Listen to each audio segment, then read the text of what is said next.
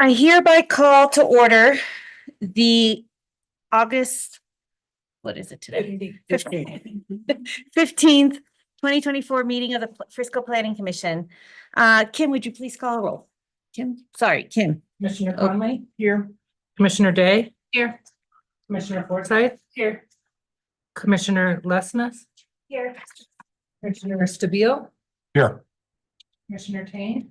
Here. Commissioner Withrow? Here. Great. Next we have the approval of the minutes. The previous planning commission meeting minutes have been distributed. If commissioners have any comments or corrections, please voice them now. I see none. So any, all in favor? Any opposed? I'm seeing none. We are moving on to the public comment meeting, section of the meeting. This is the meeting of the Frisco Planning Commission. Any public comments that anyone has in the audience? Any public comments that anyone in the audience may wish to make on a subject not on this evening's agenda may be made now. Citizens making comments should state their name and address for the record, the topic, be topic specific, and limit comments to no longer than 3 minutes. Is there anyone in the chambers that has any public comments not on items not on tonight's agenda? Seeing none, is there anyone on the computer? Please raise your hand if you would like to speak. I don't see any raised hands. Okay. At this time, I would like to open the public meeting portion of the Planning Commission agenda. This commission is appointed and serves as an advisory body to the town council. It has certain legal final authority as identified in the individual staff reports. So tonight we have as the first agenda item is planning file number MAJ-24-0003, a sketch plan review of the major site plan application for a proposed multifamily residential development consisting of 3 units located at 909 Lake Point Circle / lot 16, block 3, Lake Point at Frisco subdivision. And the applicant is Shane Lacey. Who am I turning it over to? Okay, hi, Chris. Hi, I'm Chris Valdez, new principal planner with the town, so welcome to see all of you in person. So what this is a proposal for a multifamily triplex residential development. The review focuses on the sketch plan, which is an early design phase, allowing the planning commission to provide feedback before the final major site plan application is submitted. As a reminder, there is no vote on the sketch plan tonight. So I'm going to give you a little project background and a little description. As you said, the applicant is Shane Lacey with Aspect Mountain Homes. The owner of the property is Lake Point Townhomes LLC. And the development proposal is 3 3-bedroom units in a triplex configuration. The zoning on the property is PUD or planned unit development under the Lake Point PUD. So the property, like I said, is within the Lake Point PUD, which is a large area between North Summit Boulevard and Lake Dillon Reservoir, which encompasses various commercial and residential projects. So it is part of the stage 6 of this PUD, which allows for residential uses, and the site currently consists of 1 undeveloped lot. So the purpose tonight is to allow the Planning Commission to review and provide feedback on all aspects of the development, such as uses, parking, traffic, architecture, landscape design, and neighborhood compatibility. The feedback is going to guide the applicant in refining the proposal before the full major site plan application is submitted and reviewed.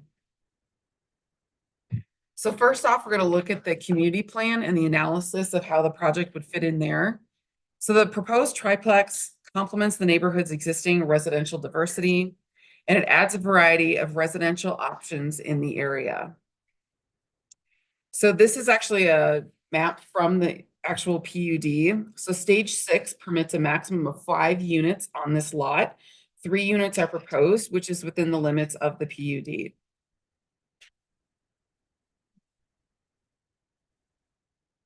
So the Lake Point PUD has a little bit different standards than the code. So stage 6 permits, like I said, 5 dwelling units, 3 units are proposed. The building coverage they're proposing is 24.9%. The maximum is 25%. They're allowed to be 2 stories high, and they're going to be 27 feet tall if approved, which is under the 35-foot limit. There are 2 spaces per unit are being provided, totaling 8 spaces. However, we need the planning commission to comment on the tandem parking proposal, which we'll talk about in a little bit. The open space, they're actually required to have a 30% open space, and they have a 65.6% of the property is designated as open space. And 25% of the site is going to be considered for snow storage. And also the proposed setbacks align with the PUD requirements. Front yard is 25 feet, side yard is gonna be 15 feet. The rear yard is required to be 15 feet, but they are proposing 34 feet. And the building separation will be met with the 15-foot because of the side yard. So staff does recommend that the planning commission comment on and discuss the intent of the facade design and the building elements utilized to show varied articulation and duplication between units. And then staff recommends the planning commission take this opportunity to comment on the proposed tandem parking on the site. However, all other development standards are in compliance, as you saw in the staff report.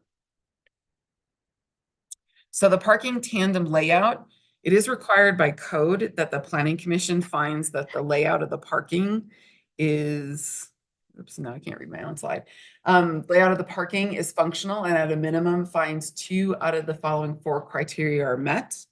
So we have those 4 criteria that the planning commission would need to discuss and say that you're all okay with the tandem parking as proposed. And then to discuss the facade design and the architecture elements and how they contribute to the varied building design and the neighborhood fit. And with that, also, we have not received any formal public comments to date as of the writing of the staff report. So. Chris. Okay, we'll turn it over now to questions of the staff by the commissioners. We'll start with Candace. I don't have any questions. Questions of staff? Okay, Andy? I do have one question. In the staff report, under roof standards, it says that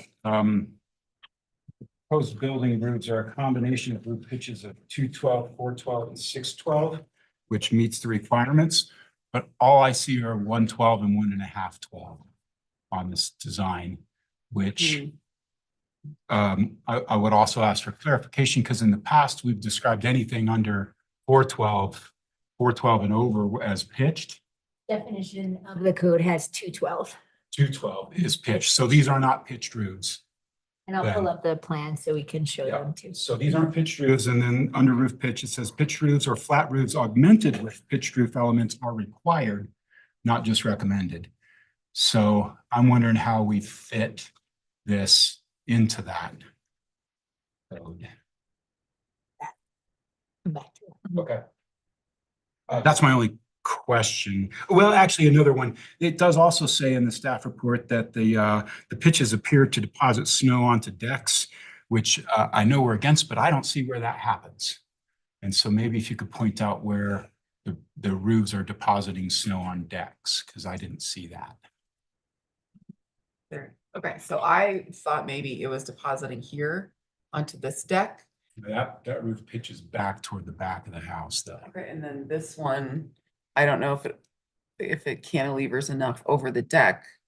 If it's gonna go onto the sidewalk or go onto the deck. That's why I'm. That one entirely pitches to the right. So again, I didn't see where that, I don't think there's a problem, but the staff report makes it sound like there's a problem. So I'm curious. Yeah. I don't know by the drawing submitted. Okay. How about that? Okay. We'll get to. Okay, we'll get let me to- know. Yeah, do that. Thank you.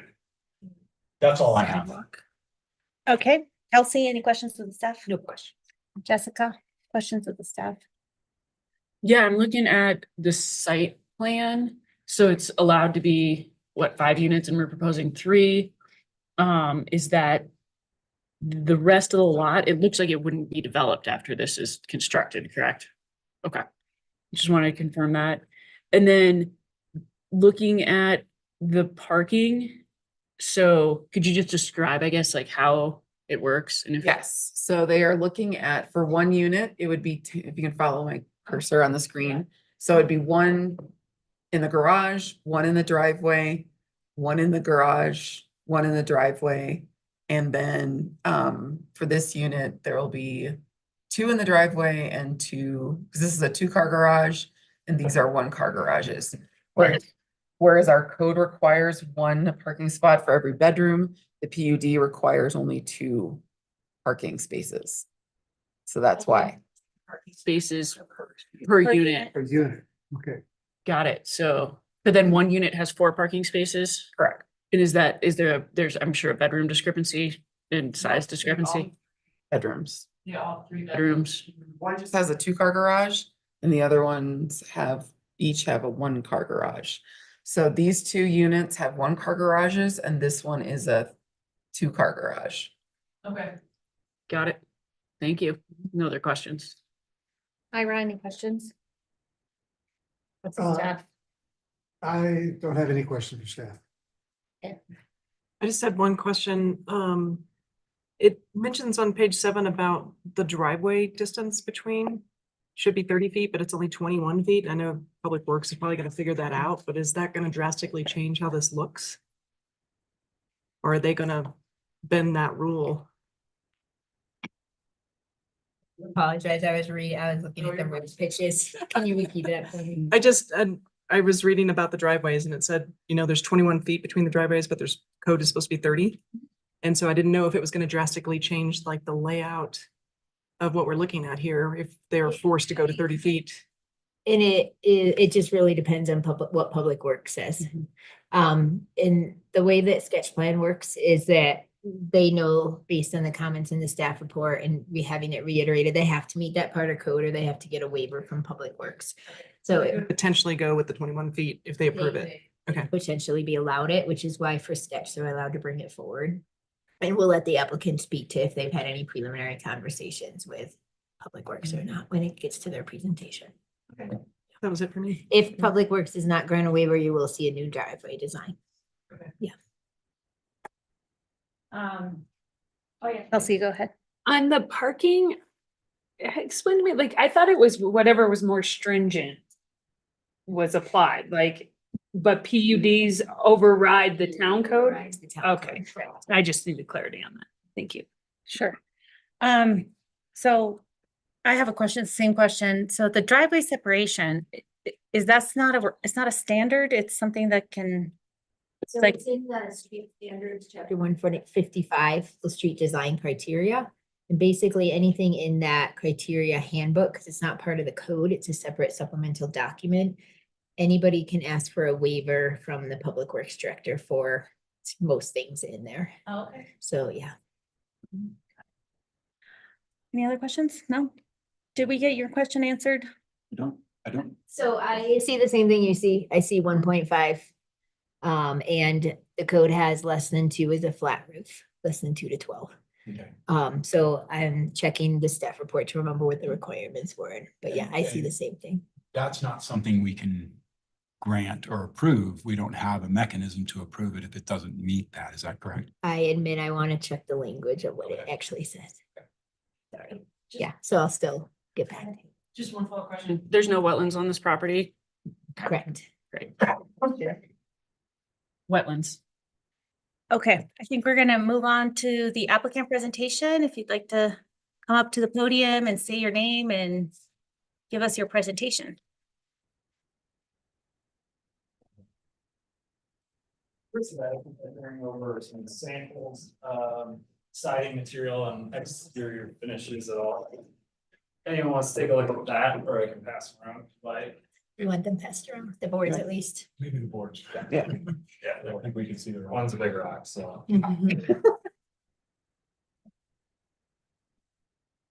I'm Shane Lakes, yeah. Oh, no. Town Homes. I'm also the main member of Lake Point Town Homes LLC, so I'm the owner, builder, developer, whole 9 yards. Brady McMillan's here, a partner in that LLC as well, so we also have Todd Rankin on the call. He's also a member of the Lake Point Town Homes LLC, so. I think overall, I was really pleased with the town's comments. I think it was thorough and addressed everything that's related to code. Applicably that we've seen as designing through the PUD. This PUD definitely has a few challenges with it. Namely, the lot coverage square footage is really limiting. I brought some photos with, some of the neighboring properties around there. What's the deal with this? Which, if you guys want to pass that around. We don't. What you'll see from these photos is the lack of overhangs and variations in the architecture, which is really driven by that lot coverage. The lot coverage, as it states specifically, it's everything on the structure has to be under that 25%. So that's decks, overhangs, any sort of stairs, the whole 9 yards. We're trying to keep within that. Because of that, we also, even though the PUD allows for up to 5 units, there's really no realistic way to comfortably get 5 units onto this property because of things you've noticed like parking, all those kind of things. We did want to keep, our goal ultimately with this project wasn't to, have large duplexes. We really wanted to try to get a little bit more density, keep our overall price point a little bit lower, and we think that supports the community a lot better. So I think from an architectural standpoint, I know there were some comments on there regarding kind of the front facade and making sure we have enough character. I think the architect Allison Noble has done a great job on, each unit is actually unique in its own right. So if you're looking at it from left to right from street view, we have that 2-car unit on the far left. It's just really to provide a little bit of variation, in that front elevation. We're trying not to get these looking like there's, a ton of different garage doors all at the front here, but also provide, there's a different buyer that'll be interested in that 2-car unit than potentially that 1-car unit. All of the units they are 3 bedrooms. So in our opinion, a 2-car unit's probably a little bit more than that buyer needs, but that's, there's people that like that, I guess you could say. So we do feel that a 1-car garage and parking space on those right units is adequate. They're also oversized 1 cars. So as you look at the requirements for parking, we basically have to meet 2 of the 4 requirements. I do feel we actually meet 3 of the 4, I feel. Our second, the one that I think we definitely meet is given the layout of the design, because we're an oversized 1-car, we have adequate storage space on the sides of the parking areas that nobody's going to be putting bikes and, all sorts of tubs and everything in these 1-cars. They'll still be able to fit a Yukon SUV in these garages along with the vehicle out front. The other one is item 3 about the facade doesn't limit the access to these spots like encroachment on snow storage and all those kind of things. So I feel that you will be able to adequately park out in front of the garage all throughout the year, and it won't end up like on the street, for instance. So I do feel that our tandem parking situation, especially on the 1-car units, we don't have any issues with that. And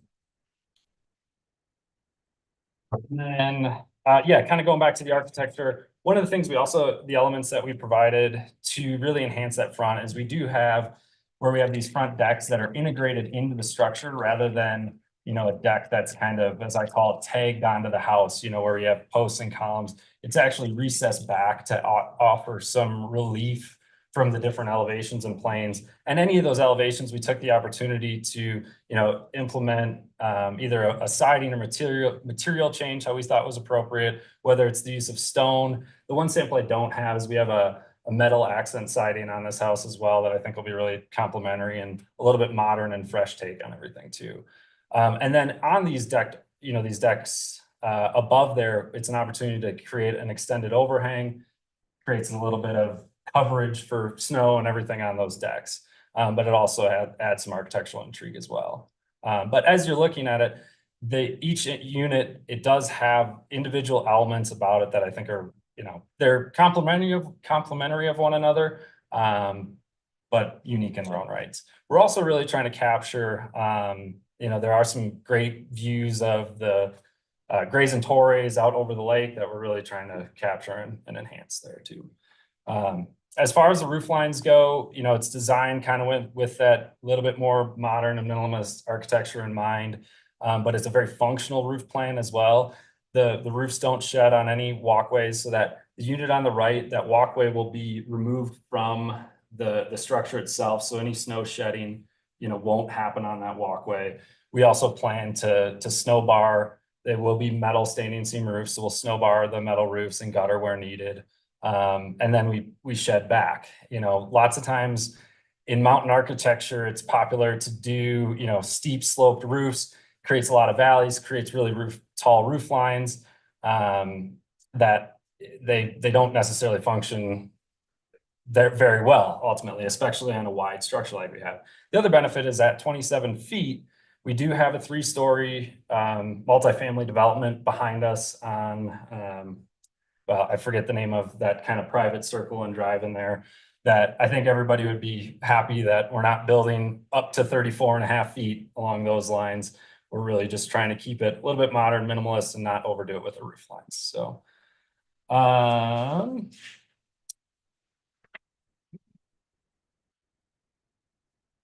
think those were kind of the most prevalent questions that I saw when I reviewed the planning commission's comments. There's a couple things related to landscaping, super easy questions about just tree diameters that I have no concerns with. There's just a clarity.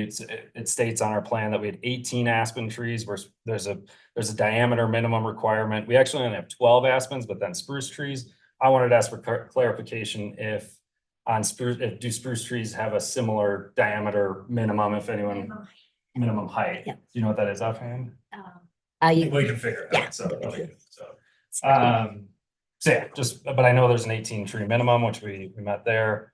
Other than that, I think that kind of captures what our objective is here. So any questions I can answer for anyone? Thank you. Any other questions? Thank you, Commissioner Stabile. He's absolutely correct. The staff missed the roof pitch is flat roof based on 1.512.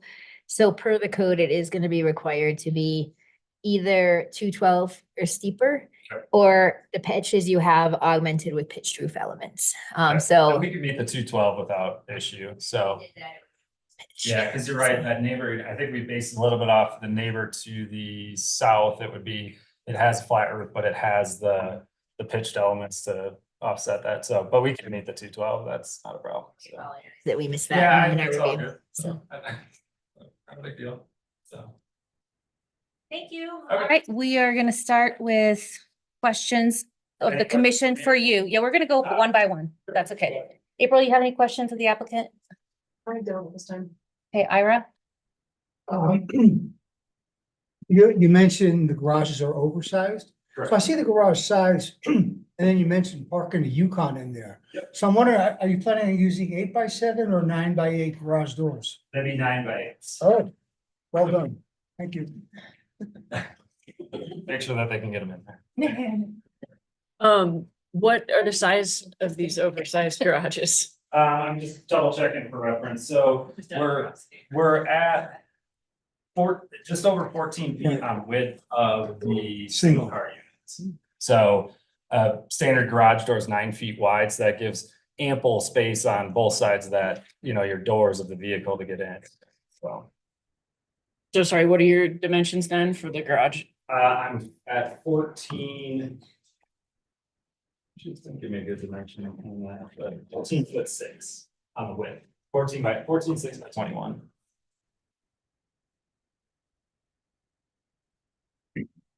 And actually, that's the smallest garage that we have on there. We have a 15-foot by 20'6" and then 20 by 20'6". All right, thank you. No other Can I go questions? back one second? Yeah. So as long as it's still in the garage, what's the size of the two-car garage door? That'd be 18 by 9. Nice. Sorry, 18 by 8. Yeah, okay. That works. Kelsey, any questions of the applicant? No questions. Thank you. Andy? Just a quick question. The samples that we saw going around don't seem to match any of your sample board pictures in the, can you Yeah, so. explain what the discrepancy between what we're seeing printed here and? One main discrepancy is just obviously the variation from a printed copy to reality.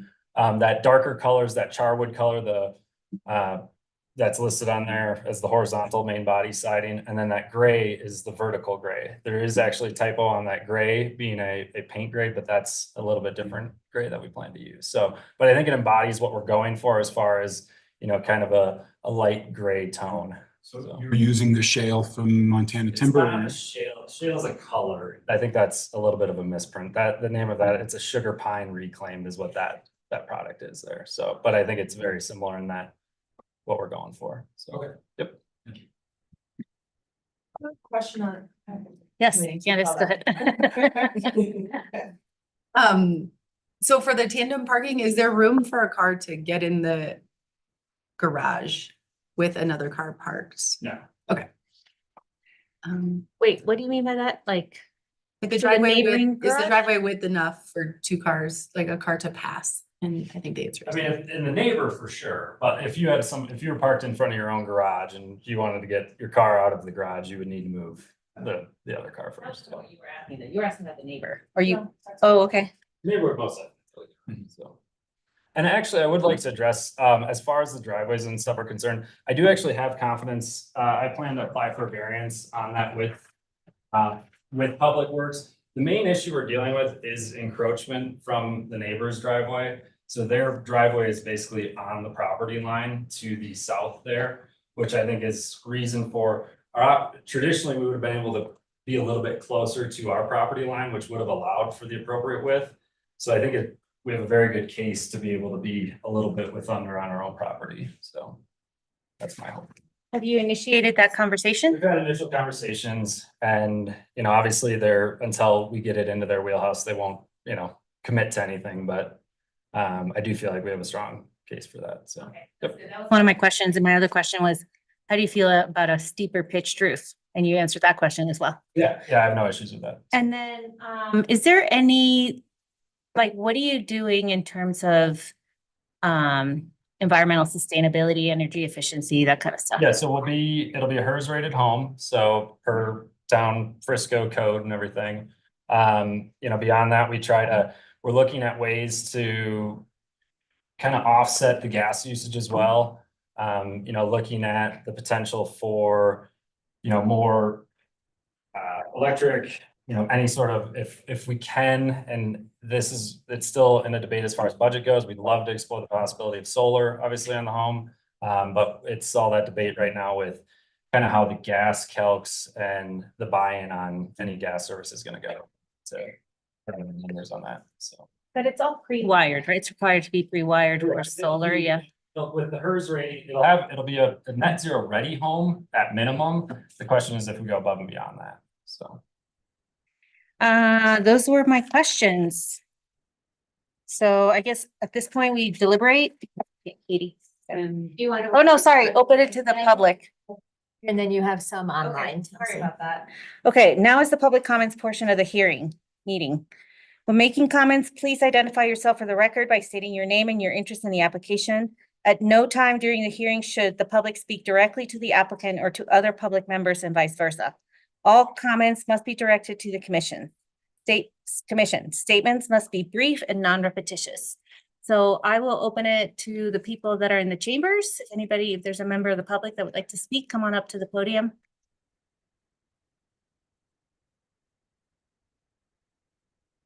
Hello, my name's Chris DiGiano, and I own 970 Lake Point Drive, just north of the proposed plan. I have been listening to this whole conversation since the beginning on my phone, just couldn't get here on time. So I hope that I'm not repeating any questions, but I don't think I am. I am a user of the interpretive trail, which is just to the, I guess that would be the west of the plan. And I have used this this lot to get in that direction. And I'm wondering if the plan will allow for passage from Lake Point Circle there into that neighborhood for people on foot or on bike. The answer is no, right? No. I mean, I know there's nothing there and you've been walking through, but once there's a building there, you're not gonna be able to just walk. You'd be essentially trespassing. I mean, right? Yeah. The owner doesn't have any The town can't require them to provide a pedestrian easement. If they wanted to, they could, but it's not proposed at this time. One clarification for you, just to throw it out there, is this is a sketch plan, so they're hearing your comments. We could see if they come back with that proposal at least, so it's good to make these comments and say you requested they consider it. Right. Okay. And so is there any more formal way than what I've just done No. to make that? You're request? good, just what you did is Okay. good. I'm gonna add another to the wish list. This seems even more crazy, but I will throw it out there. There's some beautiful landscaping at 907B. Just perennials and a flower that I really appreciate as I go around to the bike trail. And it appears at least that there is some land that would be the edge of the sort of the northeast edge of that property and the circle. Is there any way that someone like me can request, that we echo some of that those beautiful flowers that are that could be there on the edge of the road? It's the same thing. Have they heard your request? Okay, I think those are my two things. Thank you. Before you go, like, when you see, sketch applications on the agenda, that's when you want to come and comment and give your comments. So good job for coming, at the sketch time, because that's when we can entertain more easily rather than at the end. Of course, yeah. Glad I could be here. Thanks. Thank you. Is there anybody online that would like to speak? Please raise your hand and unmute yourself. Okay, I don't see anybody wanting to speak on the computer. So we will close the public comment section of this agenda. And now we'll move on to commissioner comments. We'll start with Candace. Can I ask just a quick question before we deliberate on that? Is included in this packet, was there like a existing conditions survey? I'm just curious how like established this social trail was on the property, if it came up in an existing conditions plan or not. Existing conditions plan, we can pull it, we can check it right here. Yeah. Just out of curiosity, Mhm. but sorry, Candace, go ahead. There was a thing, but there's also a fence there that blocks, supposed to block the public from using or like prescribed trail that was there. There's a fence on the property line? Like, Back one or? like on the back of the property. That was to prevent people from using. Using that particular trail. I think that looks like a fence. Is that what you're talking about? Yeah.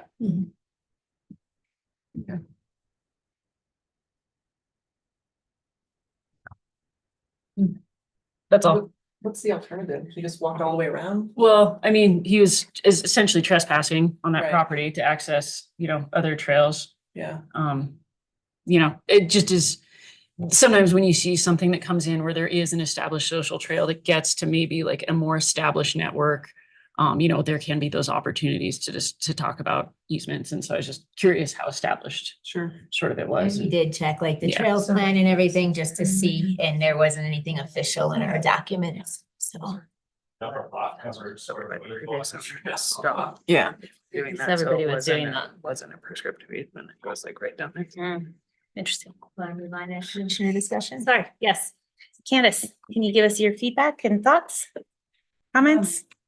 General thought that since I joined planning commission, this has been like very straightforward and none of the other ones have. So that's one thought. Yeah, that's a good thing. Yeah, I think it fits in the context of the neighborhood. I'm happy to see like meeting all the requirements from a facade perspective. I think it, especially compared to those drawings that were passed around, I think it provides some good differentiation. So, and the parking, the tandem parking, I think it's a fact of life in Frisco, especially with new developments. So I think the fact that there's 2 parking spaces per each is a good sign and an extra for the 1 double garage. I think it's making the most of what they have available. So Thank you. general positive. Andy?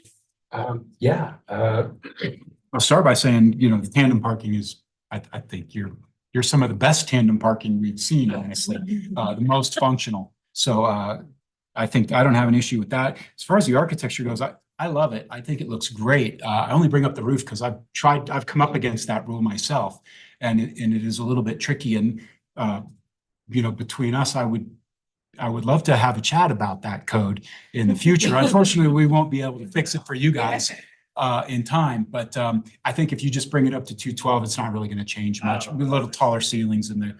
But other than that, it is what people want. And that's what people are looking for right now. And so I would love to have a discussion about that at some point when we talk about code changes. But if you can get it up to 12, then we don't have to have that discussion in time for your project. So other than that, I think it's great. You're not shedding on decks. You're not shedding in front of garage doors. Architecture looks great. The materials look good. Totally in favor. Thank you. Kelsey? I'd echo my fellow commissioners' comments that this is a really pretty project. I appreciate that you weren't like, hey, there's 5, let's make 5. And then make these really silly parking models that don't work in reality. I think it's really pretty. I love the look and that it's not over densified. Only place I feel that there's like maybe like between the 2-car and then the middle, there's this kind of feels flat, even though I know it juts out. Maybe we take some material change there on that one, just so it does add a little differential there.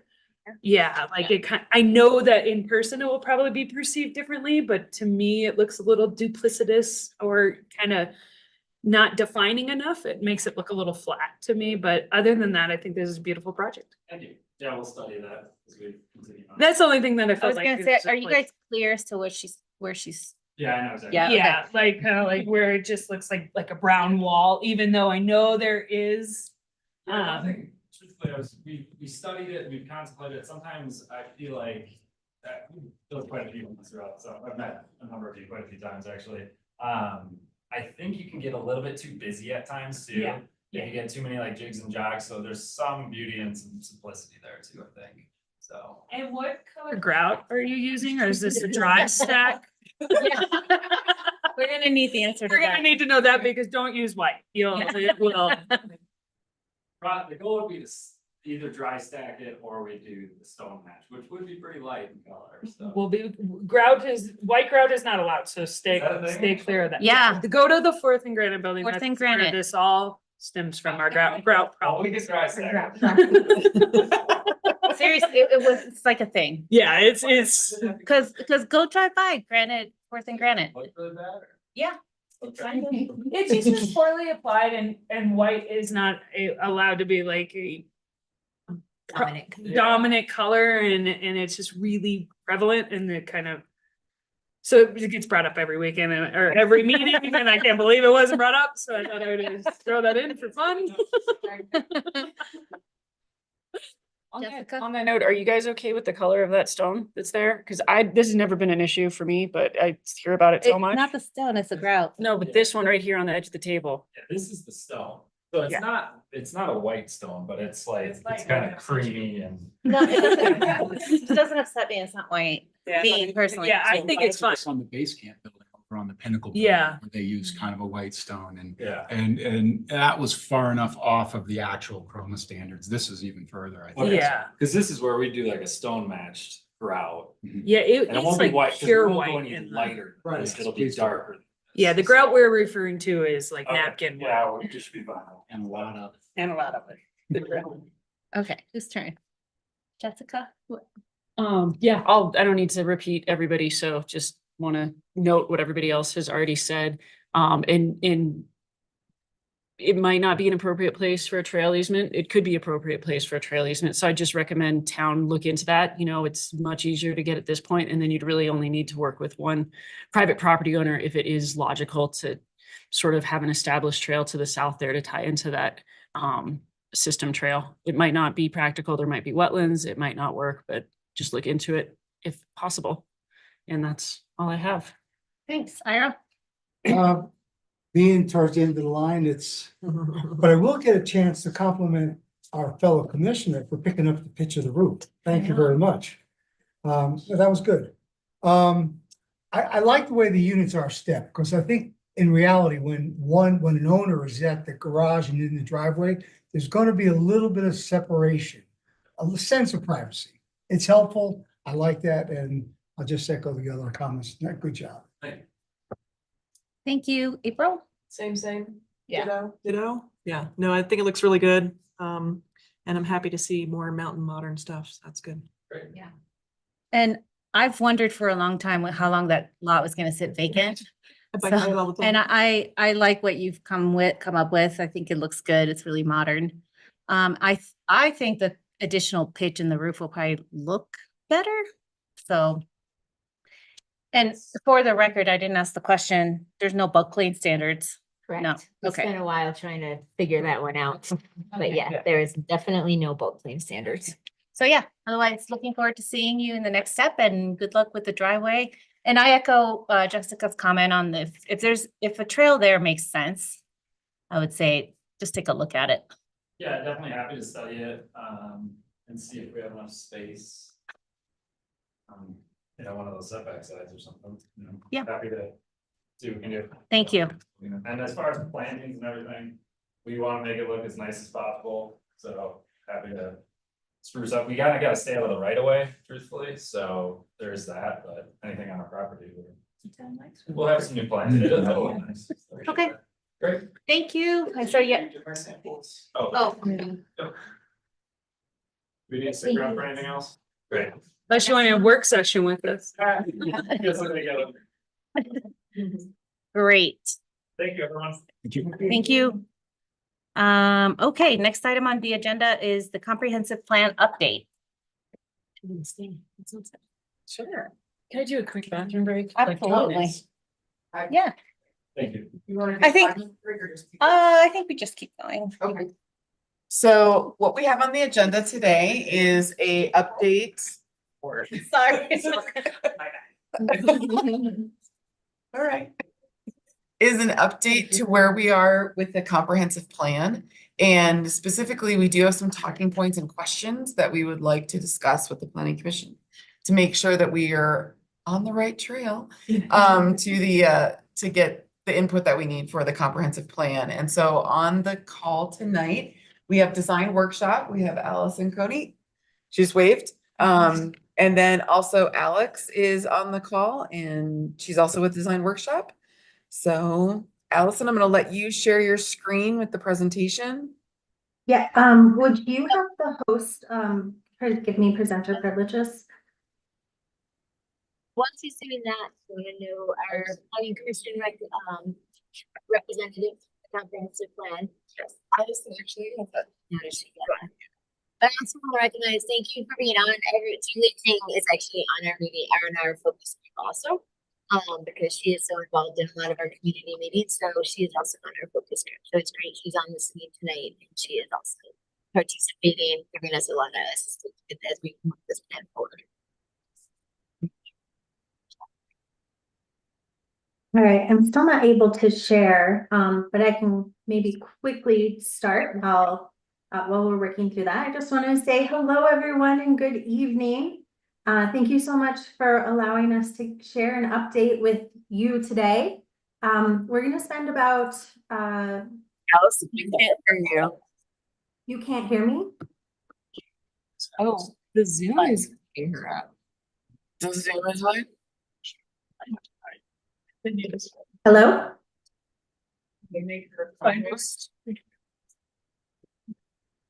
Broadcast is the rest of Hang on a second, Allison. We're gonna make you a co-host on Zoom.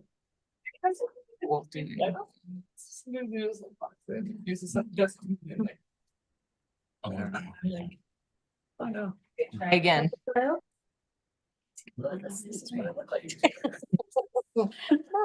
Name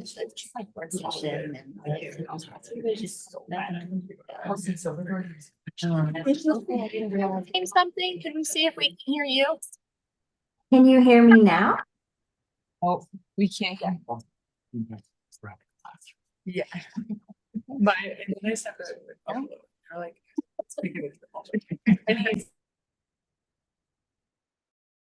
Hello, hello? Can you hear me? Hello? Hi.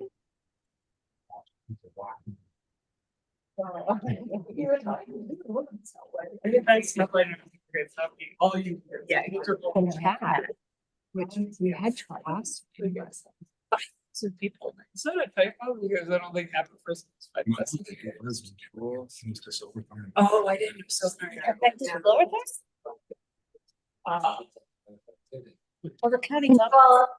Can you all hear me now?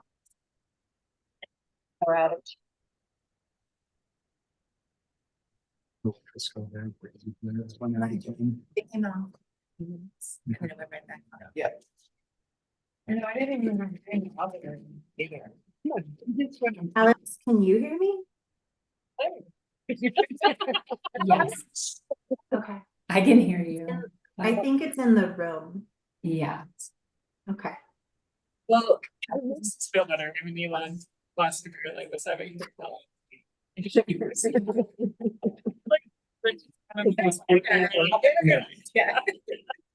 Did you try repeating? Yeah.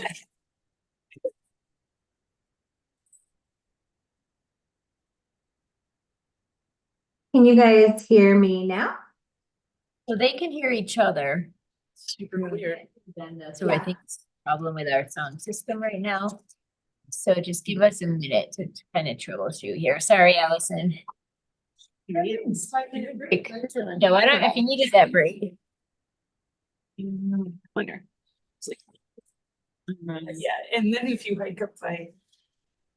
Rainbow, like I had a talk with baby aspen, wildflower that's still on the ground, don't turn it off. The aspen was already. Yep. Maybe I'm sick. Spread, I think it's all the moisture, I think the like color is kind of dependent on the heat and moisture levels and. Huh.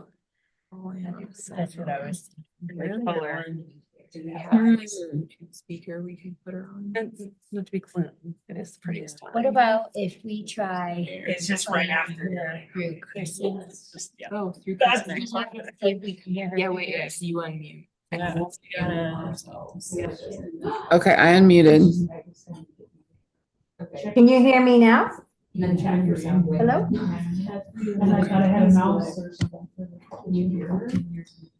Allison, can you say something? Hello, can you hear me? We're Do just you gonna- mind if we are radiating through the logo laptop? There we go. That's the only way we can figure it out, because the system doesn't seem. to be Okay. working. Okay, so. Okay, You need us to move it more in the middle of the room, let us know. We're operating off of a laptop right now for you to hear. You can see here, but you'll have to hear what comes out of the laptop. So I could join on this side and have another. It might be fuzzy, but we can try it. Seems like with the microphone there, that might Yeah. work. Let's see how this goes. I think you'll hear her. Go ahead, Allison. Okay, can you hear me now? Yes. Okay, great. Yay. I'll do my best to speak up. And hopefully you can all hear me. All right, well, good evening. I'd just like to thank you all for allowing us to come join you at your commission meeting and share an update of the Frisco Comprehensive Plan. Our agenda for today is we anticipate about 45 minutes, hopefully less. I will try and go through these slides quite quickly. About 20 minutes or so of presentation and hopefully about 20 minutes of discussion. We plan to engage you along the way with some questions, and we'll spend some focused time at the end of the conversation to allow for your comments and feedback. How is that? Can you hear me all right? yes, but we cannot see your presentation. Interesting. There we go. All right, perfect. Okay. Okay. Yeah, Zoom added that tab up top. That has Yeah, perfect. now Okay. we're good. Now we're good. You can see me, you can hear me. Well, I wanted to introduce our project team. It's not just myself. We've got a great group of people supporting us in a comprehensive plan. Comprehensive plans by nature are comprehensive. So we have transportation from Tool Design. They are very familiar with the town of Frisco. They've worked with you quite a bit in the past. And then our team at Spirit Environmental. who are looking at everything from environment, sustainability, and resiliency. So Connor and his team. And then we're so lucky to have Eric and Alex, who are part of our strategic services arm of Design Workshop. I love getting to do comprehensive plans internally because we can really refine and iterate on the economic conditions with design and land use for the comprehensive plan. So before we dive into the good stuff, we want to share a little bit with you about the project, what we've been working on so far, and what to expect in the coming months. So first, quickly, what is a comprehensive plan? It is a plan that looks primarily at land use, but also how really all the elements of a town work together in unison so that Frisco can be a place to live, work, and play. The plan is intended to be forward-thinking and looking to drive future growth and development in a way that aligns with community values. And this will support local decision makers like yourself when you get an application that comes through for a PUD or other land use type of changes to make decisions that guide growth in a way that's really consistent with the community's desires for the future. So first and foremost, it's really important for us to meet state requirements. Comprehensive plans are managed through DOLA, the Department of Local Affairs. We want to make sure that this plan is realistic and can be tracked. We've heard that the current community plan is a little too, I think this came directly from our working group, fluffy, and not able to support in some of those more intensive land use decisions. And third, it's really important that this plan be informed by the community so that those values from the community are really guiding the decision-making and the objectives of the document. So how will we get there? We kicked off this process back in March and are going to share a little bit about what we've been doing since then. We had kickoff meetings, we had past plans reviews, some existing conditions, as well as quite a bit of community engagement around that vision and values. And we've just wrapped up that phase of work and are kind of in the middle of our process right now. And so we anticipate being at Planning Commission for another round of review with some of the strategies for the plan, and then with the draft plan, which we hope will be coming to you for recommendation after the turn of the year. So as I mentioned, community engagement is really important and it should be interwoven through this process to guide and inform the technical content produced. And so you can see at the top a diagram that shows how our technical, what we're working on, is really informed by the general community. And so this is intended to ensure that the plan is really driven by the community and that their final thoughts and vision are part of the outcomes. So the next few slides will share a very high level understanding of the work to date, including past plans, focus groups, existing conditions, and community engagement window number 1. So we know that Frisco has done some great work in the past, and we intend for this plan to build off of those existing efforts and ensure that the comprehensive plan is in alignment with both past plans' momentum as well as existing initiatives. This past April, we hosted 7 virtual focus group meetings. We had over 73 participants at those. These meetings were virtual and used a tool called Mentimeter to really engage in conversations around a series of topical questions and kind of focus on these different themes that you see on your screen. So from community services to land use, local businesses, sustainability, open space infrastructure, and transportation. Our conversations were really focused around discussion and listening. And this was really important for us to guide areas of research for the existing conditions assessments. We also have a community working group, and I'd like to say thank you to Jessica and Kelsey on your commission for representing the Planning Commission on this working group. The working group includes 20 different local partners, individuals from different organizations. And their role includes representing the community, participating in meetings, and encouraging participation at community events. What you see on screen are some of our notes from our first kickoff meeting, which I was just so impressed by this group. They're really engaged, really bright, and I'm excited to meet with them again in the coming weeks.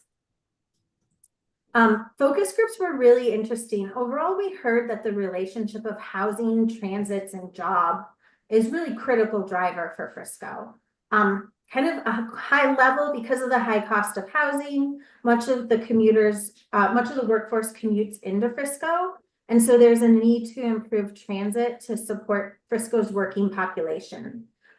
Because of this, there's also a relationship to Frisco and other Summit County communities, including Silverthorne and Dillon, and then jobs in Copper and Breckenridge. And I loved the comment that came out that like Copper is kind of like your mountain, and people in Copper kind of think of Frisco as their town. And there's a really great synergy that happens with that relationship. And we need to be thinking about Frisco, but also thinking regionally. We've also heard that people love to live in Frisco for the access to the outdoors.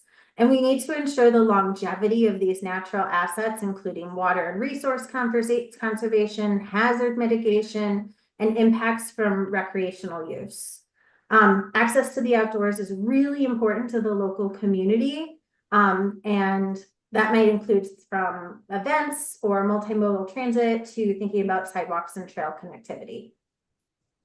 So a lot of this got summarized in existing conditions. In May, we developed 4 separate memorandum highlighting different aspects of the town, which really is the framework of our current conditions. And this information will be used and built upon as we move forward in the planning process. These should be, we're working on the final revisions based on some staff comments, and these will be available online in the coming weeks for you to look through in more detail. Just some high level about what we learned in general. Population growth was pretty sustained between 2012 and 2017. And then there was a shift to seeing a decrease in population. As part of that, we're seeing kind of a higher demographic in age than in the county. And that there's also our largest age group are both children and kind of that 50 to 54-year-old population. Oops, sorry, that went a little faster than intended. Frisco's median income is pretty high, on track with the county, but significantly higher than the state.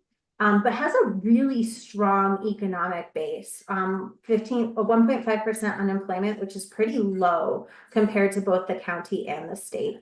But maybe not surprising that a lot of the jobs are really focused around the tourism industry.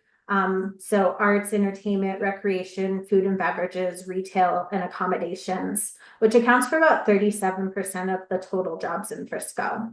But given the location and the adjacency to the hospital, education, healthcare, and social assistance are also notable jobs in Frisco to be built upon.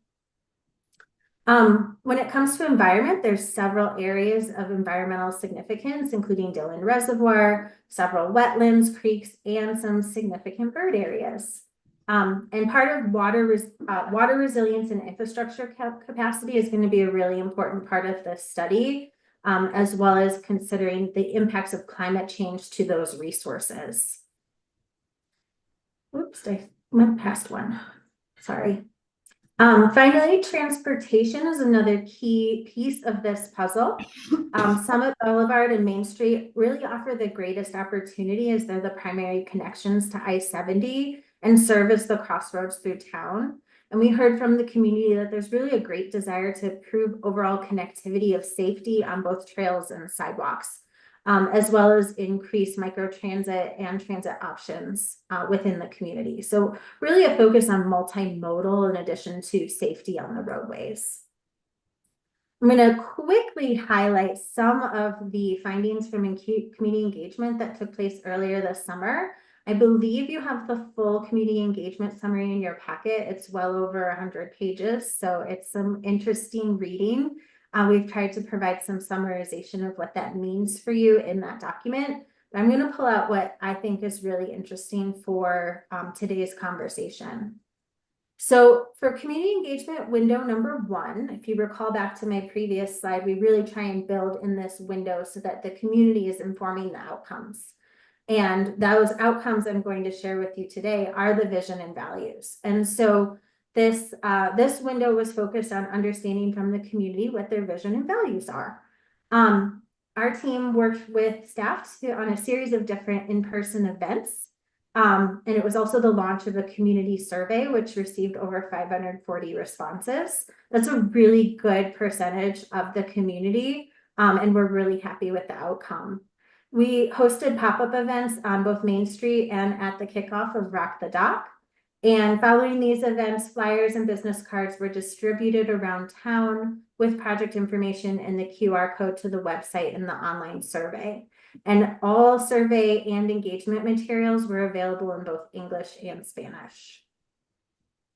One of the things that we really learned from this is Frisco's community's hopes for the future that really directly mirrors their concerns. So affordability and cost of living were expressed as a priority for the future of Frisco. And in addition, it's their hope that the comprehensive plan will address the impacts of what this future growth might look like and balance development with the need to protect the environment. In the survey and pop-up events, we asked the community to describe what they love about Frisco using just one word. Many of these words reflect kind of that sense of community and small town atmosphere, as well as the scenic beauty of Frisco.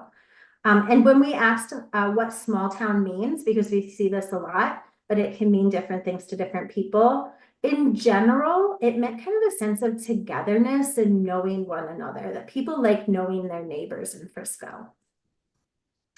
So we have several different plan element questions that will help to guide some of the next stages. And these questions were really around growth in housing, which indicates a tension between the desire for additional housing as well as the preservation of the environment. There's also a concern for the loss of the historical and cultural assets that can come with this increased development. And so I think this is going to be a key part of the conversation in the future phases as we explore scenario planning and how to balance this tension. We also asked some place-based questions, asking what certain land use types people would like to see more of and where they would like to see it in the community. And overall, there's a desire for increased commercial and retail along the major thoroughfares, specifically Summit Boulevard and in the Gateway area, as well as some desire for some increased density of housing. And then along Main Street, there's really a desire to see increased arts and cultural facilities, as well as some limited housing along West Main. When it comes to transportation, there's just such a focus on increased connectivity. Walking and biking is a clear priority of the community.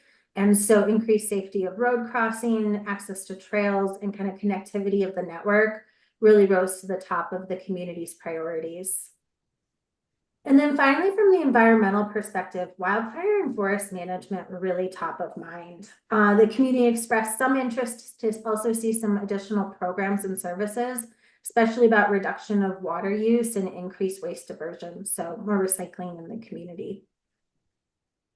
And overall, with 500 participants, most of whom live in Frisco based on survey demographics, we feel there's a really strong representation of the community, about 22% in all responding, which is, as I mentioned, a really strong showing. However, we do see, based on the current demographics of the community, Spanish-speaking residents represent about 20% of the population. They were not as highly represented in the survey, as well as the younger demographics and renters were disproportionately represented based on the demographics that we tracked. And so our future engagement that will be coming up in the next month, we are really hoping to look at strategies to increase participation among these groups and ensure their voices are being heard. This table I'm going to skip through, just highlight some of the key themes from input provided by the community. This is also in your packet. I'm not quite sure what page exactly, but it's summarized in that document. So with that, that's kind of a summary of our engagement and assessment at a very high level. This represents about 6 months worth of work with a lot of really great involvement from staff and just such great feedback from the community. We've really enjoyed listening and learning from them. And with that, we're gonna share how that feedback and everything that we have learned has informed community values and scenarios.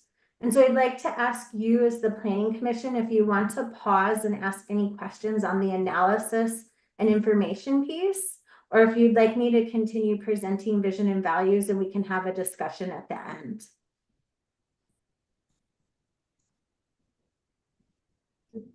Keep going. Keep going. Keep going? Okay, Yes, keep going, Allison. great. All right. All right, well, all of this work is really leading us to values and scenarios. So we're really excited to share an update on the community values and the future visions that we hope to explore in the coming weeks. So for the community values, the 2008 plan is kind of our foundation that we're looking to build and expand upon. These in the 2018 plan, these core values are called guiding principles, and they do provide a pretty strong foundation. Like I mentioned earlier, we've heard the critique that they're not very clear or concise as to what they mean, and so it makes it a little difficult to navigate for decision making. And so based on what we've heard from the community, we feel that these values are still aligned, but we'd like to see some updates to provide additional specificity as we move forward in the process. And so one of the things is that housing is really top of mind, and we suggest adding this as a guiding principle. This will also incorporate some of the findings from the housing assessment that's currently ongoing, so that we can see some really strong synergy between that work and this comprehensive plan.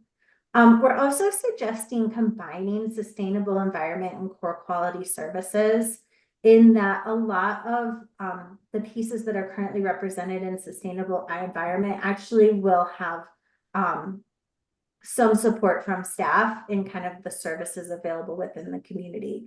So much of the community feedback kind of highlighted the importance of hazard mitigation and elements related to sustainability, such as diversion and water use. And when we looked at it, we really felt that all of this could be combined into a resilient environment. And so then we've also added some additional qualifiers just in text based on what these words mean. So with that, we're sharing this kind of updated guiding principles, and following each of those are some potential goal areas that the plan will dig into. So in future iterations of the plan development, we'll be coming back to you with these guiding principles, and they'll include a series of goals and strategies that'll really dig into the meat of what all of this means. So just for example, a goal statement under a resilient environment might say prepare for unforeseen circumstances such as flood and fire. And then we would have subsequent strategies that might say prepare emergency preparedness plan and or prepare evacuation plans. And we would work with the community and staff try and determine what that means. And so this indicates some potential goal areas that we will continue to explore as we move through the next phases. In addition, just making note that the housing diversity section will include some of the goals from the concurrent housing assessment, and we'll expand on those strategies as they specifically relate to comprehensive planning. So with that, I think my direction is to head to the end. We'll come back to this question because I would really love to hear your thoughts on the updates to the guiding principles, but I'm going to share, and then we can have a discussion at the end, where we're headed with all of this. So our guiding principles are really serving as the evaluation criteria for scenarios. Oh, Allison, hang on one yes. second. You're gonna have to unmute. Will you mute yourself? Okay. Mute the mics. Hang on one second, Allison. Okay. Okay, now you should. So it's echoing. Oh, wait, no, she is. I was hoping we could have a conversation about those goals and. Great.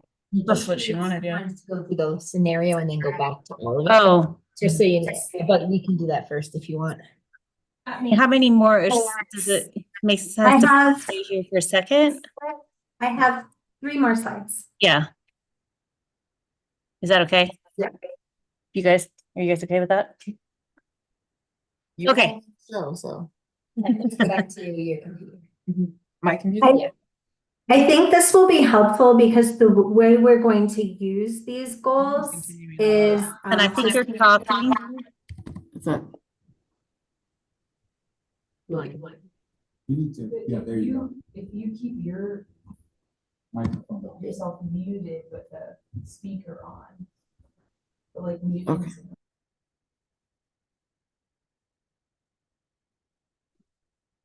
this better? Can you hear me? Yes?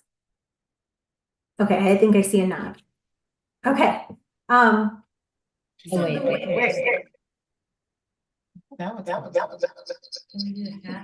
Can you mute me? okay.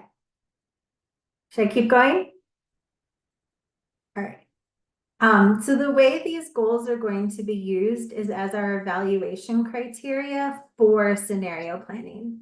And so- Allison, Yeah, can you just hang on one second? The planning commission would like to discuss the goals before we move into Okay. scenario planning. okay. Sorry, we're having mic issues tonight. Okay. Can you hear us? No. Oh, shoot. You have to unmute. But You have to turn your microphone off, but your speaker's on. Can you go into that audio? There's a little opening next to the audio button. Maybe it'll let Right you. Just, but I guess if you. there's, see that little arrow right next to the audio? The line through it? This one. Usually in there, you can turn your mic off and your speakers on.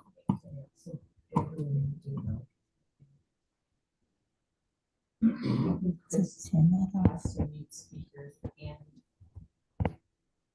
Temporarily. You don't think we can just have, Yeah, I think we have to go back and forth. okay. We're blaming it on the power failure yesterday, which we think is what happened with all these two.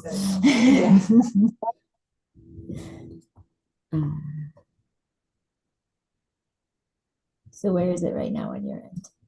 Well, I think if I unmute us now, it'll have feedback. So, or did you turn? Yeah.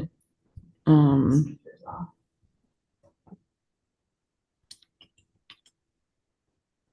This is really good computer. Oh, just click the thing. Did it get to turn it off? It doesn't turn it Oh, off. sorry.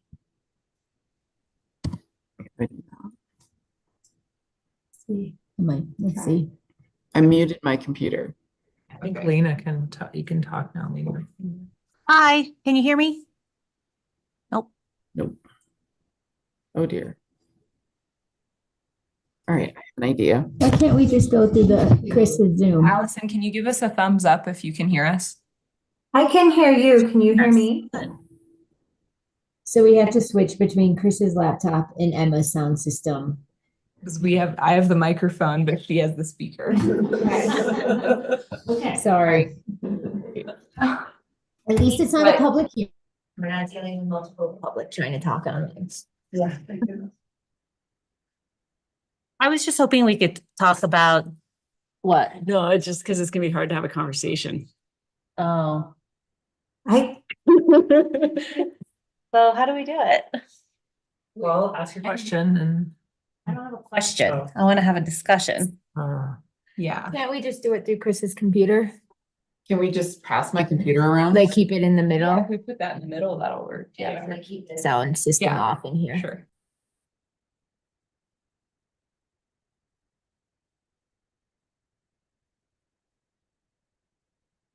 Problem solving. There we go.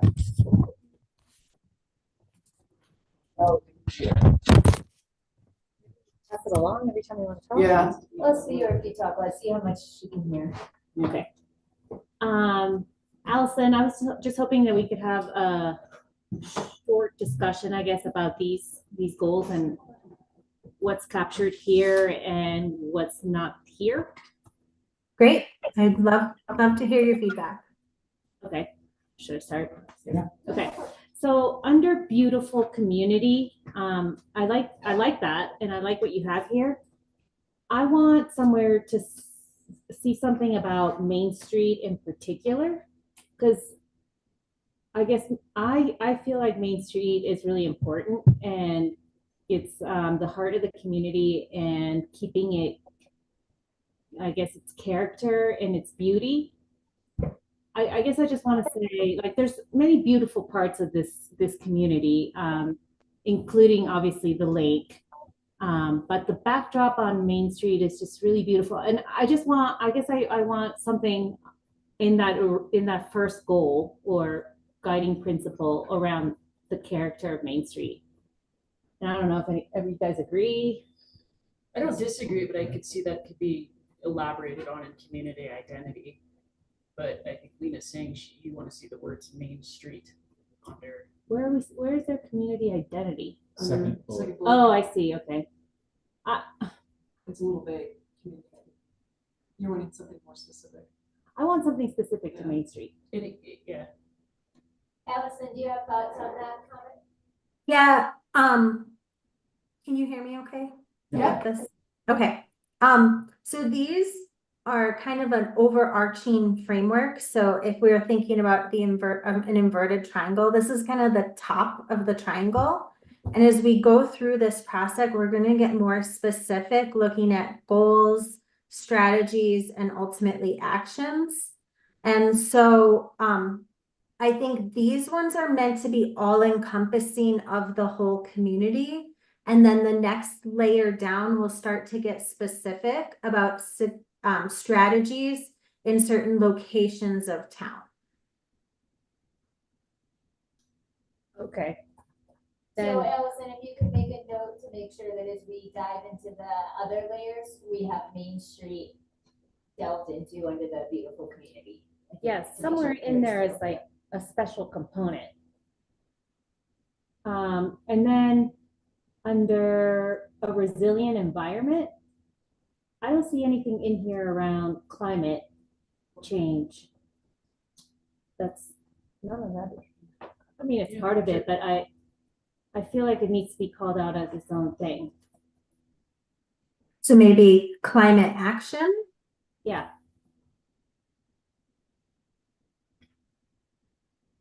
I think we can add that there. Okay. That's probably all I had. And then, wait.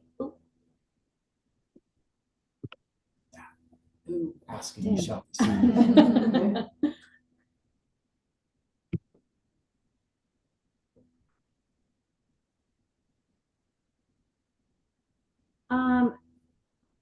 And when you're talking about connection to nature, is most of this related to like the peninsula recreation area? Because otherwise I'm not sure what's within the Frisco boundaries other than paved trails.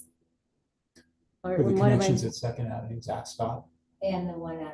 is that in Frisco? Well, That's the not in Frisco. connection to it, The yeah. connection is, Yeah, the the trailhead? connection and the parking, the trailhead, I think. The trailhead gets into US Forest, but it's partially, but it's that connection right across the border, and then West Main Street also. Right. Where you have that trailhead that you're going into off of the town. So basically getting from town, it's more than just the PRA. Launching points. Yeah. and Right. The town, I think, has, engaged collaboratively with the Forest Service in terms of the backyard and in terms of future trail connection, wildfire fire mitigation, things like that. So even if it might not be exactly within the town limits, there's still,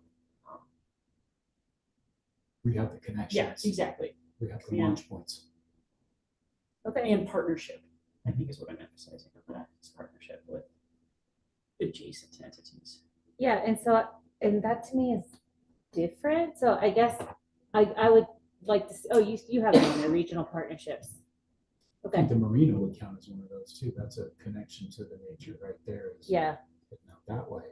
So I think those are important connections that we have to make sure that we take care of and nurture and manage. right. And if you go take that further, like the stuff along the Dillon Dam Road, there's some that's Forest Service. Yeah. But yeah, okay.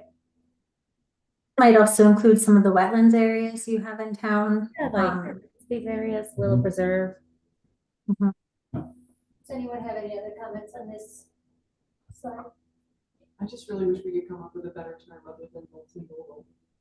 I don't think it flows off the tongue. I don't know if people really know what it is. We see it. Which one was that? So it's a comment around the word multimodal. I don't know. I mean, if there's a better term, just, I don't know, it doesn't, I love connection to nature, right? Everybody knows what that means. I don't think everybody knows what multimodal connectivity is in the community. I mean, I think different ways of moving around, right? Right. But yeah. Okay. And does that mean to capture like accessibility? Also, somewhere in there. It certainly could. Yep. There's so, and I don't know, maybe this is just me, but does a beautiful community sound funny to anybody else?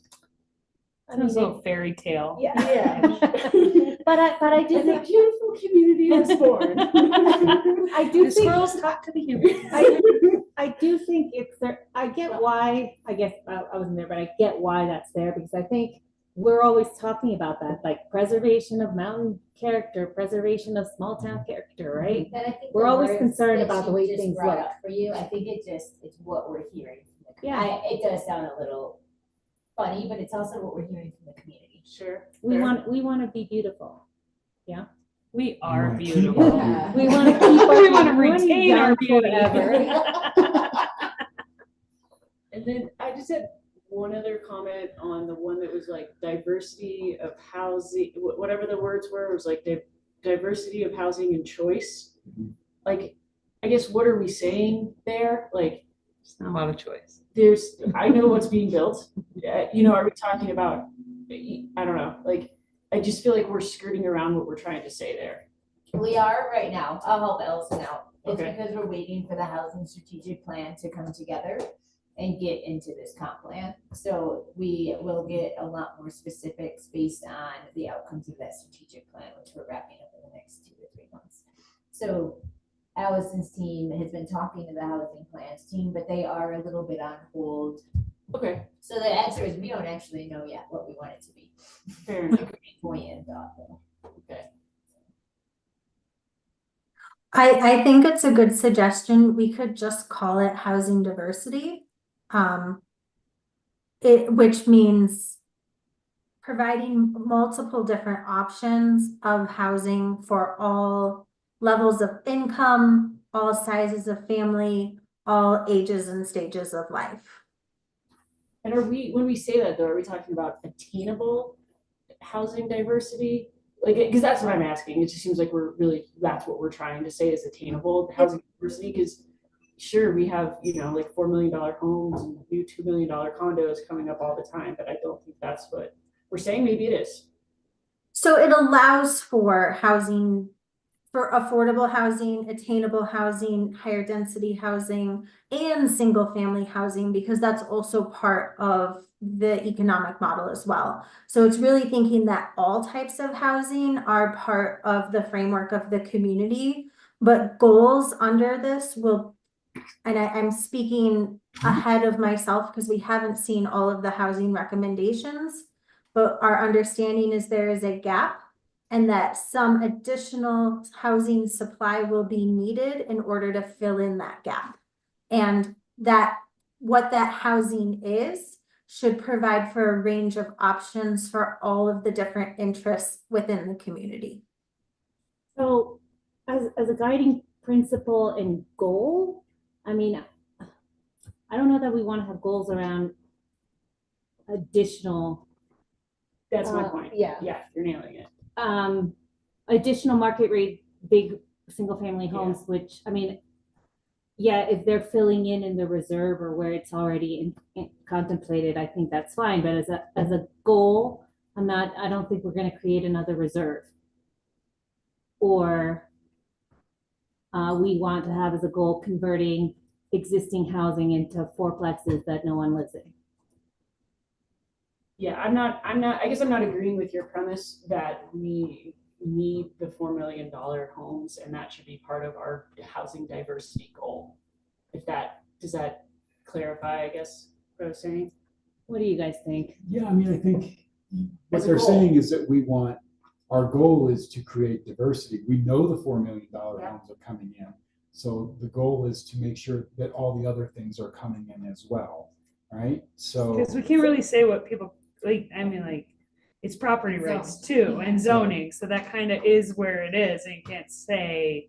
Yeah, Because we don't but do we need, we're not, like, the goal isn't, we want more rentals. It's, we want to create diversity in our housing and not just limit it to $4 million homes. So by creating that diversity, we know the $4 million homes are coming. The diversity dictates that we provide all the others. Doesn't okay, it? but so the zoning is what's gonna drive what type of unit it is. But the zoning's going to come out of this, right? That's the idea.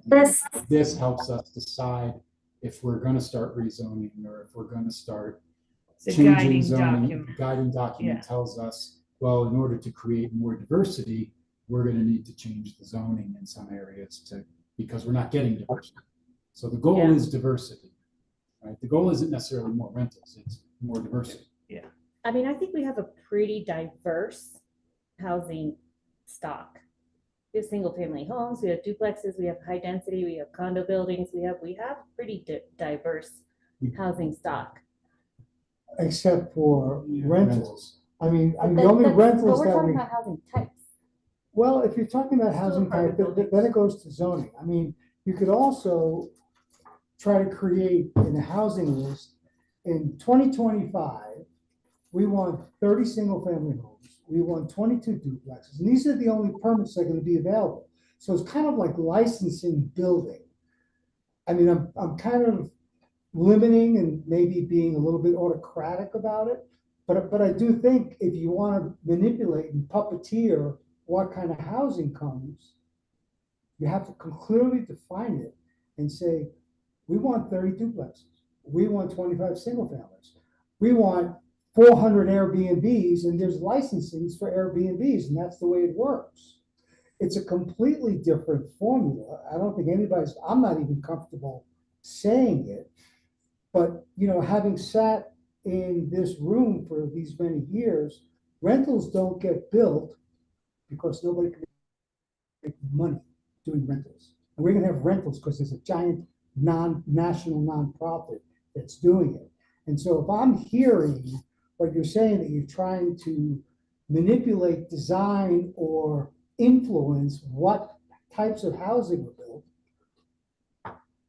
consider the word licensing a permit. So, and I think that this conversation will be better held as we move forward with the housing plan, because we really need to see what numbers we're getting out of that and where we're at, and what our options are. So I would request that we keep these thoughts in our head, but let's not focus on housing too much tonight with the comprehensive plan, knowing we're gonna focus in on it a lot more, but we need more info on the housing plan. Fair enough. All right. Does anybody have any more comments on this? Well, I had one question. During your presentation, you mentioned Frisco, I think 1.5% unemployment.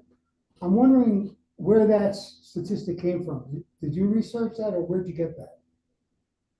Alex, would you be able to jump in on that? Yes, let me double check. I believe it was the Census or American Community Survey. Just give me one quick minute to make sure, because I don't want to give you the wrong answer, and I'll get right back to you. Okay.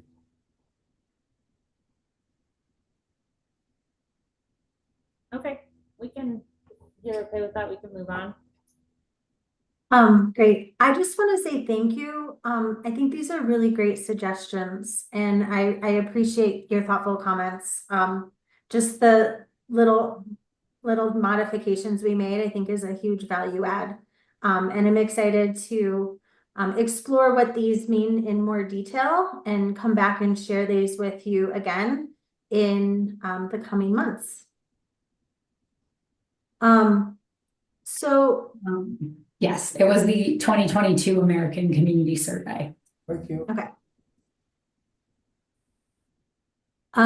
So next up, in about a month, a little over a month, we are hoping to engage the community in conversation around scenario planning. And the reason it was important to share these values with you tonight is those are going to be our evaluation criteria for future scenario planning. And so scenario planning helps to explore different futures. So if then you can, if X, you can expect Y.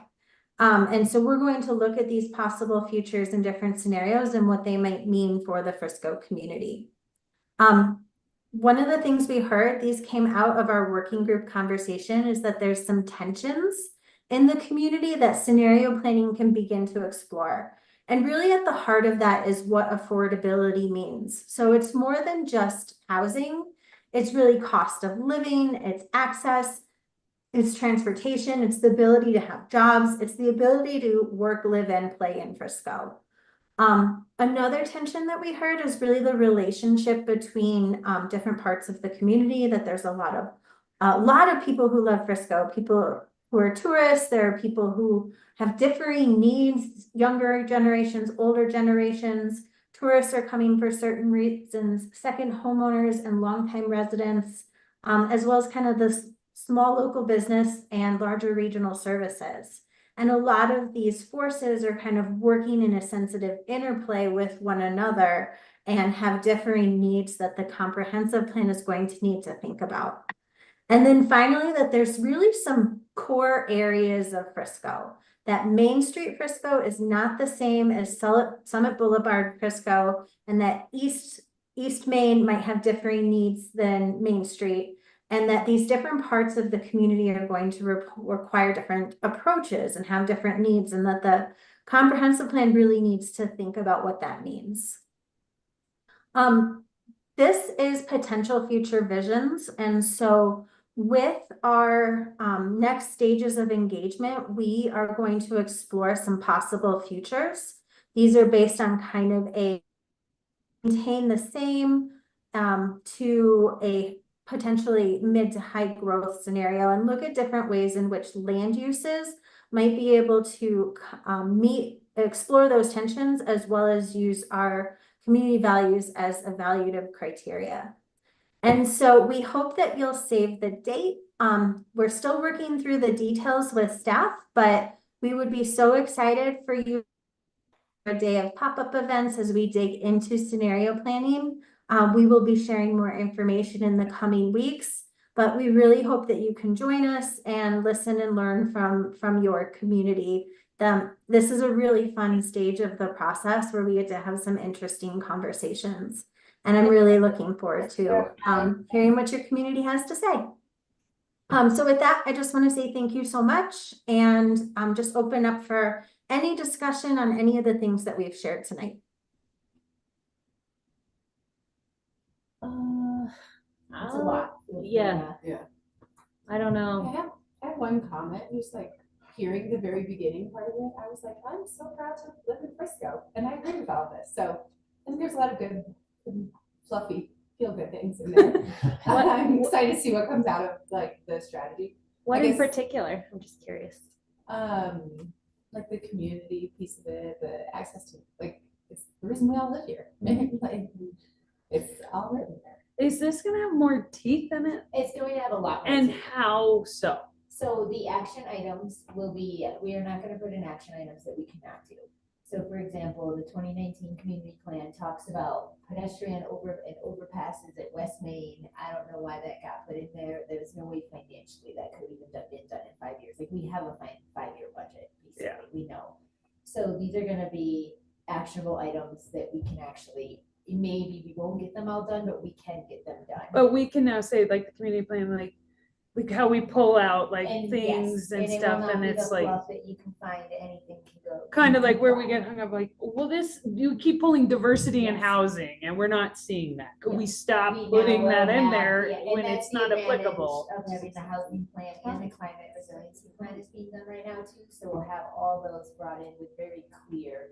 So staff, just because of current staff, like we're not gonna allow fluff. And that's been conversations with Allison right from the beginning, that we want real teeth in this one.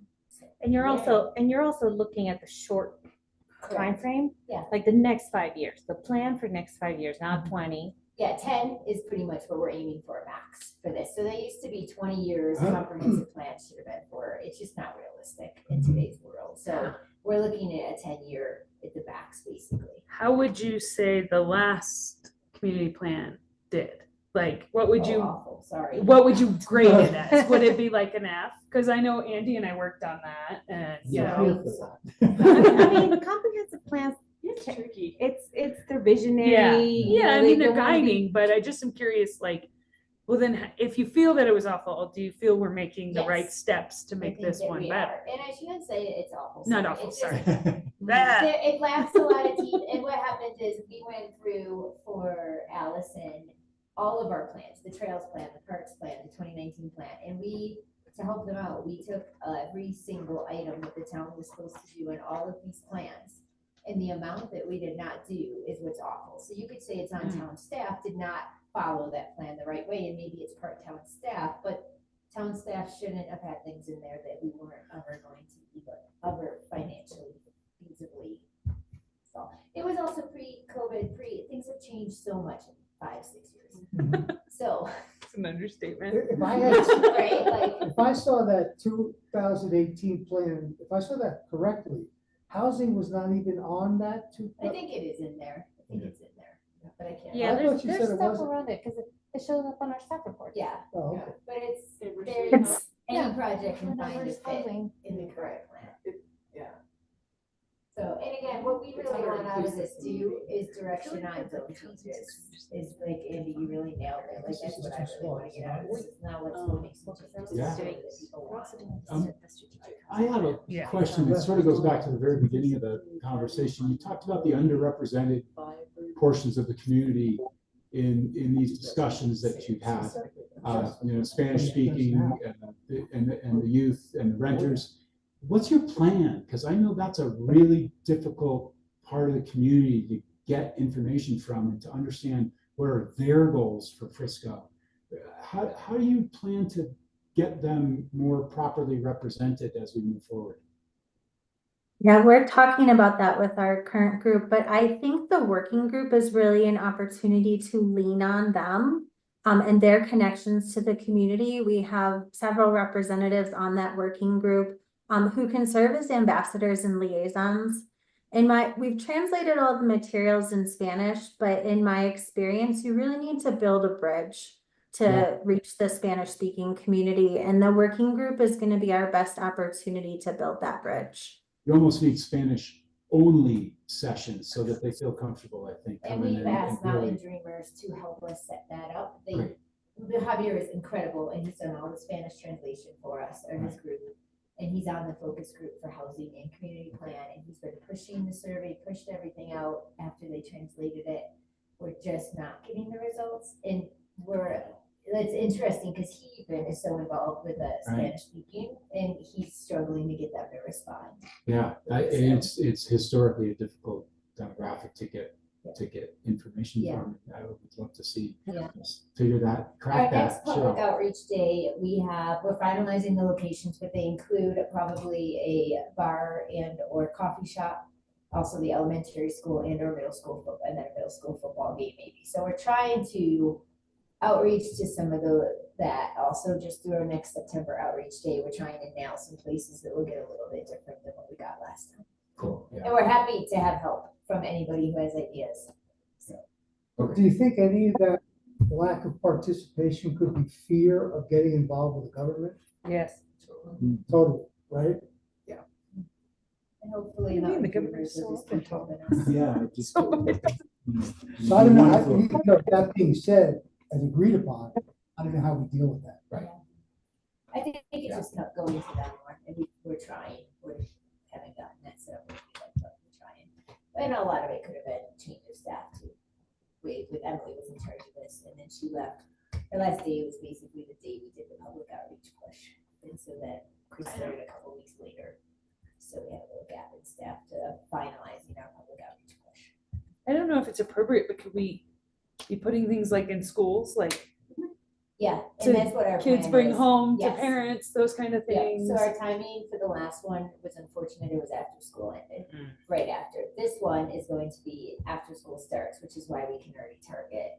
Like even the QR codes or whatever it may Correct. be, Yeah, like it's gonna just be a to get little more easier with involvement. school restrictions. Cause I know there, a lot of times for non-English speaking parents, the kid's the ambassador Yes. for them. Yep, so luckily this round they'll be in school session. I'm pushing for the football game, so I can watch my kid play. Hand out cards. Just bought my Tiger card today. Another year I could forget to use Just to it. say.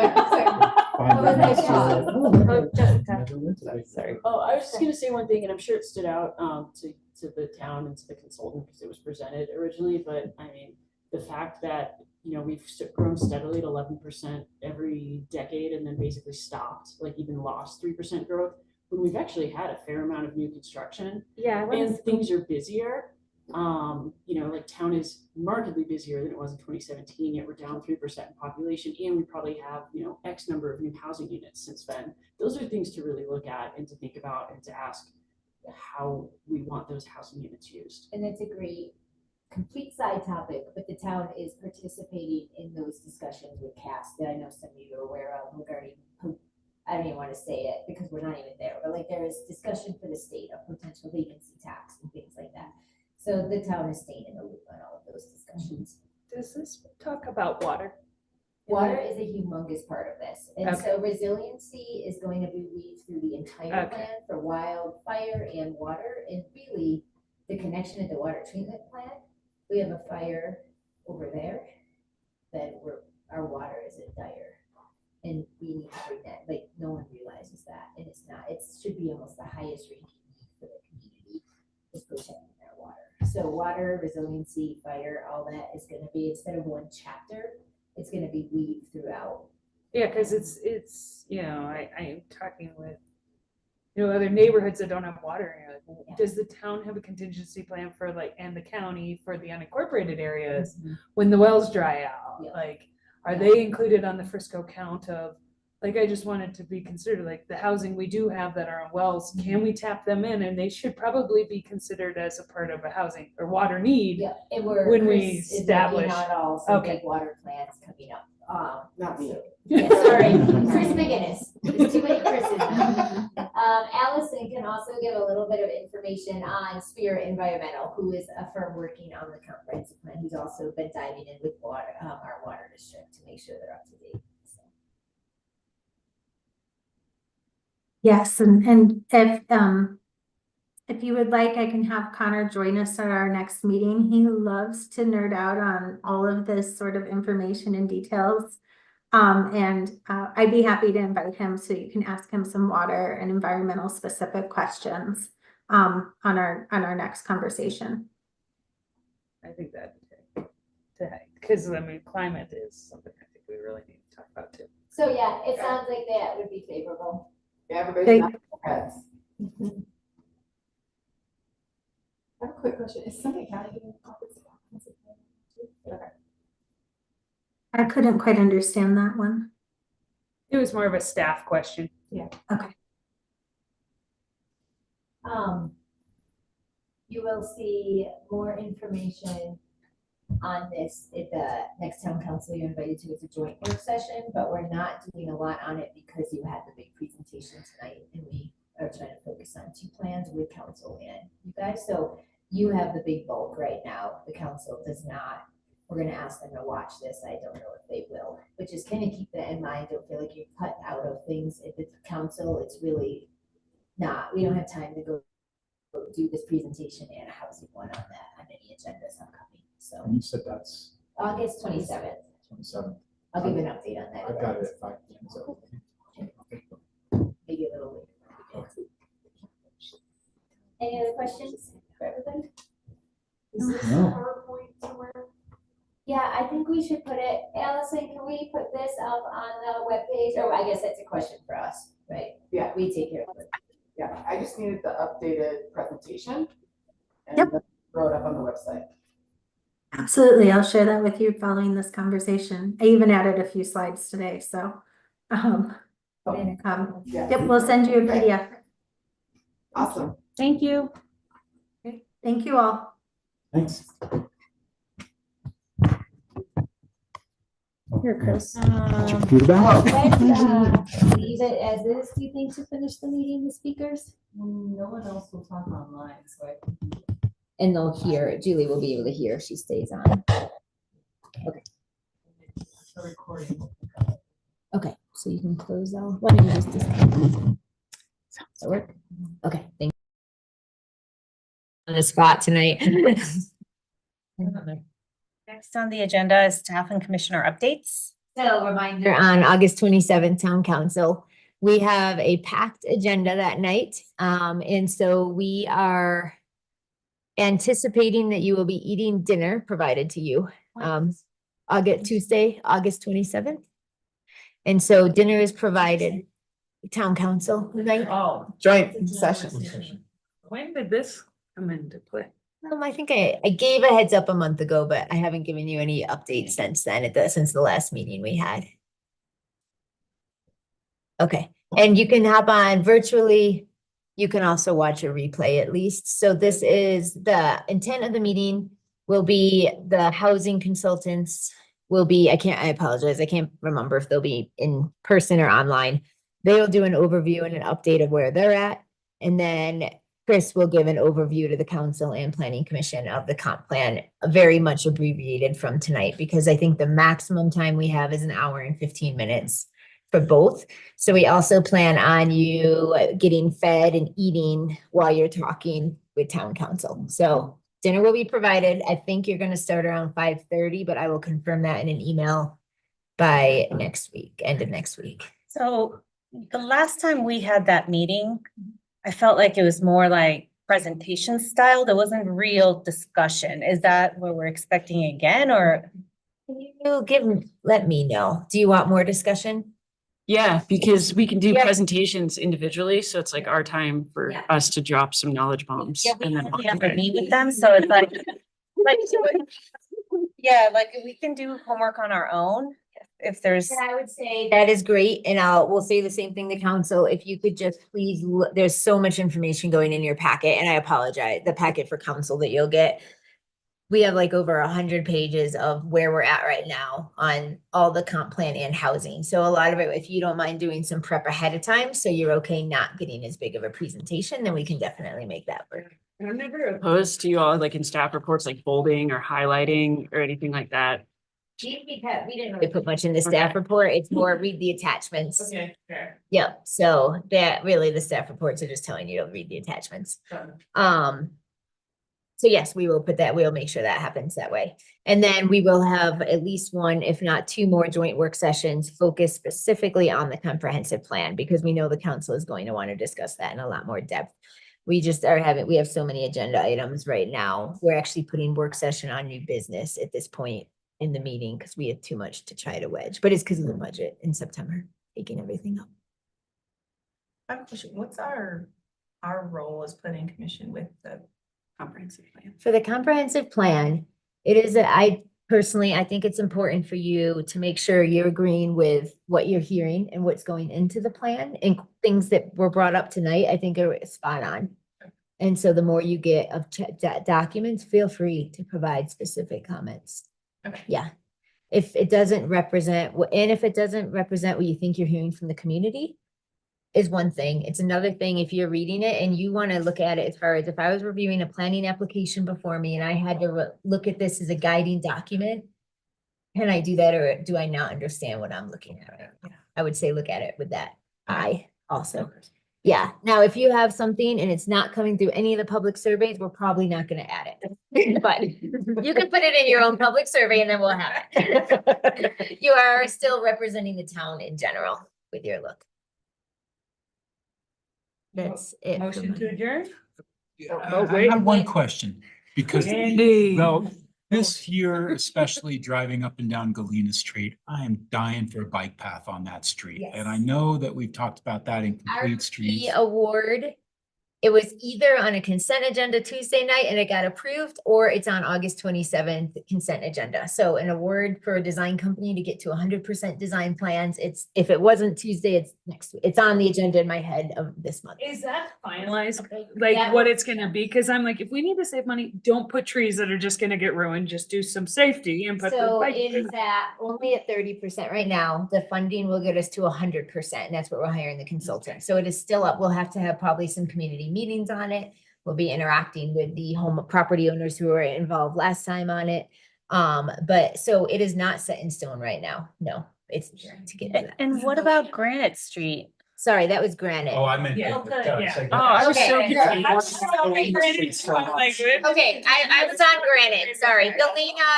I'm like, Galena, It's not in our budget right now, I can tell you. So that Galena is not in the budget right now. Really not in discussion. Granite. Street, Granite is, Well, I was have on to the say same that line as you. The CDOT housing looks fantastic. It's It really does. coming Yeah. along nicely. I know, but I think it's kind of slow, like what? Yeah, it really, It's get really over the gonna road. be finished. And get out of the road, why? Out of the road. So annoying. I'm not so. It is on schedule to be CO'd by the end of October. We are scrambling on our end, working with CDOT, James's, on HOA documents, because going through their attorneys and our attorney is quite the process on covenants and HOA docs and the plat notes and all of that. Yeah. We need to, as a town, you will see, hopefully in the next month, a release of availability and application process for potential tenants. How much One of them that is CDOT versus town? half and half, 11, and they're intermixed, so it's not like one gets, they wanted to make it more of a combined. So CDOT is in charge of who's gonna live in And they 11 only units. plow that side of the road. Yeah. And then the town has 11, so we both have 11 units within the complex. On the Centura housing lot. Yeah. The fence is down. You're Did welcome. you see their building? Thank you, I think that's the only accomplishment I've had in a year. You've had many, but. Hey, you got up, Frisco Marketplace or where it's called. It's going at least two, that's fun to see going. Amazing. Screening on the hotel. mechanical Other than screening. they're gonna heat the whole They outdoors. say that They have the design, it's been submitted to building and Wow. being reviewed. It's been Hey, approved, what is actually. that? Will it go up is the next step. I think I see activity on that roof. Every time I look up I feel like I there, saw some bear. They're just some orange. flags and robes. I think they're just playing. The hotel. AC Marriott. AC AC Marriott. Marriott. Yeah. Motion to adjourn. Second. April had a question. What's going on with Foot Rest? They're resting. They need money. No updates right now. Let's leave it at that. How long does this application go? It's been like 8 years. some point. At this point, I feel like they need to come. All right, so I'm gonna tell you that they paid a building permit fee within the last 2 weeks, so they're making progress on their building permit, which if they weren't, that's when you deem the planning incomplete. Are you sure they're not just paying this to lose that money just so they can keep it going? So, Right. yeah, I mean, like. Intrigued.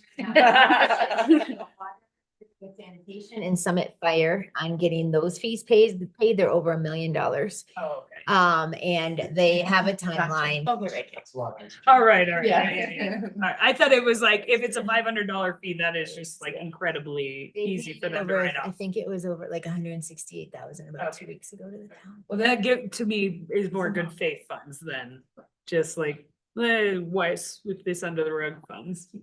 And why don't we officially adjourn, since that really technically is part of the meeting, since we all discussed it. Motion to adjourn. Approved, accepted, second. All the things. Thank you for getting here. Thank you. Very good, thank you. And what I know is you look at the comprehensive plan stuff.